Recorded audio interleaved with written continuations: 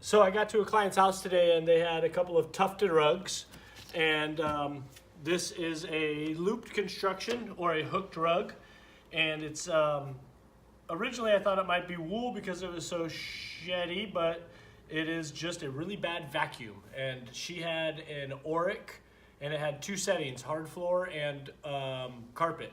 And the carpet setting was just really mowing this stuff down. So if you look real close here, we have about 2 full inches of shedding polyester. This is not wool as originally anticipated, but you can see the certain fibers are shedding more than others. It looks like the green, the yellow, and the white are going pretty bad, and then the orange, brown, and the red have not shed as much, but they are all being affected by the low pile setting on the vacuum cleaner. So make sure you check your pile settings on your vacuums, and this can be corrected through shearing.